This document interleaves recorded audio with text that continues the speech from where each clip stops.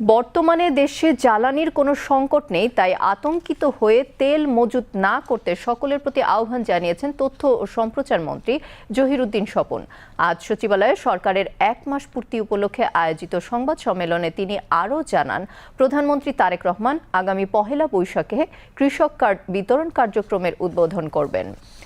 একই অনুষ্ঠানে প্রধানমন্ত্রীর তথ্য উপদেষ্টা ডাক্তার জাহেদুর রহমান বলেন, এই মুহূর্তে দেশে তেলের কোনো সংকট নেই এবং প্রধানমন্ত্রীর সিদ্ধান্ত অনুযায়ী সরকার তেলের দাম বাড়াবে না বলেও সাফ জানিয়ে দেন তিনি। সংবাদ সম্মেলনে তথ্য ও সম্প্রচার প্রতিমন্ত্রী ইয়াসের খান চৌধুরী জানান, সাংবাদিক কল্যাণ ট্রাস্টের মাধ্যমে সাংবাদিকদের কল্যাণে প্রয়োজনে অনুযায়ী অর্থ বরাদ্দের বিষয়ে সরকার প্রয়োজনীয় পদক্ষেপ গ্রহণ করছে। বিস্তারিত সীমা শারমিনের প্রতিবেদনে। বুধবার সচিবালয়ে তথ্য সম্প্রচার মন্ত্রণালয়ের সভাকক্ষে সরকারের 1 মাস উপলক্ষে সংবাদ সম্মেলনের আয়োজন করা হয়। সংবাদ সম্মেলনে তথ্য ও সম্প্রচার মন্ত্রী জহিরুদ্দিন স্বপন জানান, প্রধানমন্ত্রী তারেক রহমান আগামী পহেলা বৈশাখে কৃষক কার্ড বিতরণ কার্যক্রম উদ্বোধন করবেন। প্রাথমিকভাবে 8টি বিভাগের 11টি উপজেলার 21,014 জন কৃষকের মাঝে এই কার্ড বিতরণ করা হবে বলেও জানান তথ্যমন্ত্রী। এছাড়াও গত 1 মাসে বিভিন্ন মন্ত্রণালয়ের মাধ্যমে সরকারের যেসব উদ্যোগ গ্রহণ করা হয়েছে সেগুলো জানান তথ্য ও সম্প্রচার মন্ত্রী জহিরুদ্দিন স্বপন। বর্তমানে দেশে জ্বালানির কোনো সংকট নেই জানিয়ে আতঙ্কিত হয়ে তেল মজুদ না করতে সকলের প্রতি আহ্বান জানান তথ্যমন্ত্রী।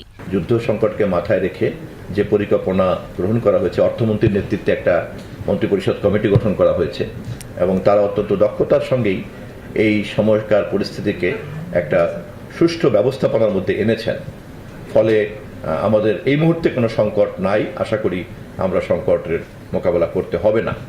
এবং আমাদের দেশের রাজনীতি এবং সমাজ ব্যবস্থার মধ্যে যেহেতু একদল লোক এই ধরনের পরিস্থিতিকে পুঁজি করতে পারে বা পুঁজি করতে চায়, সে কারণে আমাদেরকে এই প্যানিক বাইং মনোজগতের বিরুদ্ধে আপনাদের মাধ্যমে একটা জনসচেতনতা তৈরি করার উদ্যোগ গ্রহণ করা উচিত বলে আমরা মনে করি। আতঙ্কিত হয়ে ক্রয় করার যে পরিস্থিতি, এখান থেকে আমরা রক্ষা পেতে পারি। আমাদের পরিকল্পনা অনুযায়ী যদি সবকিছু চলে, তাহলে আমরা আশাবাদী যা কোনো সংকট আমাদেরকে স্পর্শ করতে পারবে না। সংবাদ সম্মেলনে তথ্য ও সম্প্রচার প্রতিমন্ত্রী ইয়াসির খান চৌধুরী ও তথ্য মন্ত্রণালয় সম্পর্কিত প্রধানমন্ত্রীর উপদেষ্টা ডক্টর জাহেদুর রহমান বক্তব্য রাখেন। সাংবাদিক কল্যাণ ট্রাস্টের মাধ্যমে সাংবাদিকদের কল্যাণে প্রয়োজন অনুযায়ী অর্থ বরাদ্দের বিষয়ে সরকার প্রয়োজনীয় পদক্ষেপ গ্রহণ করেছে বলে জানান তথ্য ও সম্প্রচার প্রতিমন্ত্রী ইয়াসের খান চৌধুরী।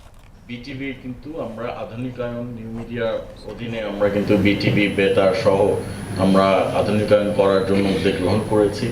এখানে শুধু যে টেকনোলজিক্যালি সেটা না, আমাদের কিন্তু কর্মকর্তা এবং ট্রেনিং এটসেট্রা সবকিছুই আমরা এর অধীনে এর আওতায় আনবো। আমাদের অনুদান যেগুলো দেওয়া হয় সেগুলোর পরিবর্তনের জন্য আমরা প্রস্তাব করেছি।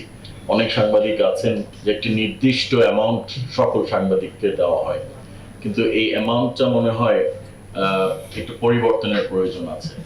অনেকে হয়তো 25,000 টাকাই হয়ে যাচ্ছে, কিন্তু তাদেরকে দেওয়া হচ্ছে 50।